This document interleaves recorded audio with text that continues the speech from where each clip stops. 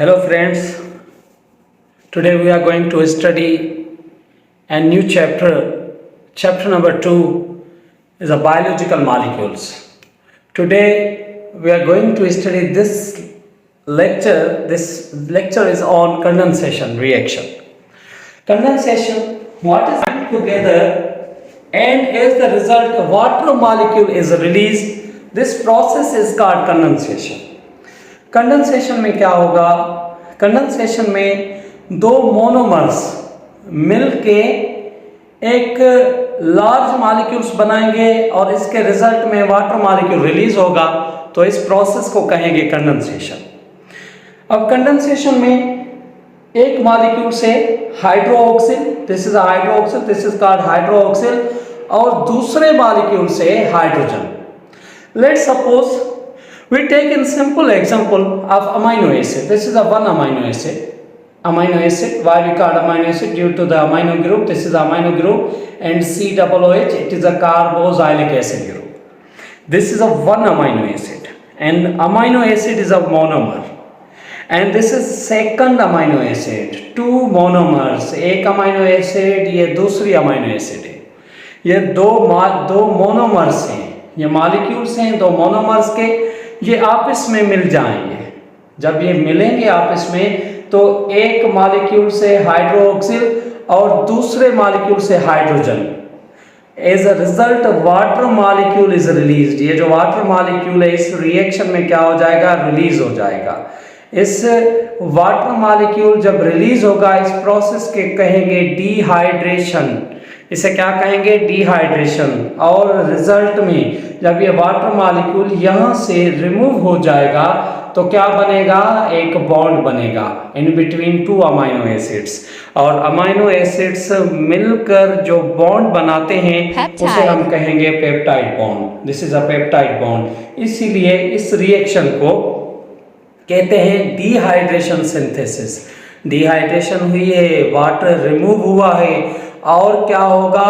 और synthesis of bond, और bond बनेगा। इस तरह से जो भी स्मॉल मॉलिक्यूल से, जो भी मोनोमर्स हैं, ये देखें आप यहाँ पे मोनोमर्स लिखा हुआ है, मोनोमर्स से वो मिल के लार्ज मॉलिक्यूल्स और पॉलीमर्स बनाएंगे। इस रिएक्शन जिसमें मोनोमर्स मिलकर लार्ज मॉलिक्यूल्स बनाएंगे, इस रिएक्शन को हम कहेंगे कंडेंसेशन। कंडेंसेशन क्या कहेंगे? कंडेंसेशन एक ऐसा रिएक्शन है जिसमें मोनोमर्स मिलके पॉलीमर्स बनाएंगे। मोनोमर्स एक दूसरे के साथ मिल जाएंगे और क्या बनाएंगे? पॉलीमर बनाएंगे। इस रिएक्शन को कहेंगे कंडेंसेशन। कंडेंसेशन एक ऐसा रिएक्शन है जिसमें मोनोमर्स मिलके पॉलीमर बनाएंगे, ये अमीनो एसिड मिलके क्या बनाएंगे? प्रोटीन बनाएंगे, तो इसे हम कहेंगे condensation. It is just reverse of condensation. Condensation में मोनोमर्स मिलके पॉलीमर बनाएंगे। हाइड्रोलाइसिस में क्या होगा? हाइड्रोलाइसिस में ब्रेक डाउन ऑफ पॉलीमर्स। अब क्या होंगे? ये जो पॉलीमर्स हैं वो ब्रेक होंगे। किस चीज़ में ब्रेक होंगे? मोनोमर्स में। जैसा कि यहाँ लिखा हुआ है प्रोटीन, ये जब ब्रेक होगा तो किस चीज़ में ब्रेक होगा? अमीनो एसिड में।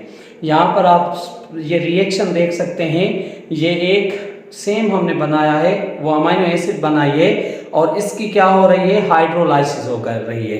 Hydro means water. हाइड्रो का मतलब क्या होता है? वाटर, और ये जो लाइसिस लिखा हुआ है इसका मतलब होता है स्प्लिटिंग और ब्रेकिंग।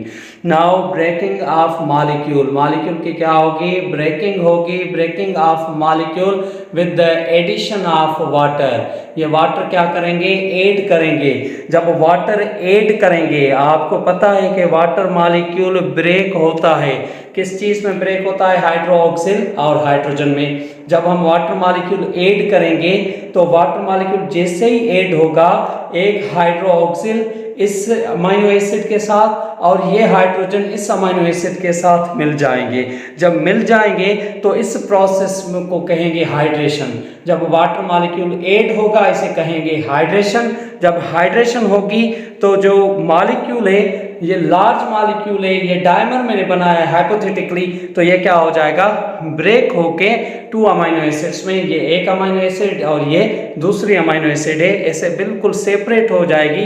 ये bond that is present in between 2 amino acids, वो एक दूसरे से बॉन्ड ब्रेक होगा और ये अमीनो एसिड्स एक दूसरे से क्या हो जाएंगी, सेपरेट हो जाएंगी। इसे हम कहेंगे hydrolysis. In simple words, hydrolysis is a process by which breaking of large molecules, it means polymers, into small molecules, it means monomers. This process is called hydrolysis. Thanks for watching. कोई भी question है related to this topic, condensation and hydrolysis, comment section में पूछ सकते हैं।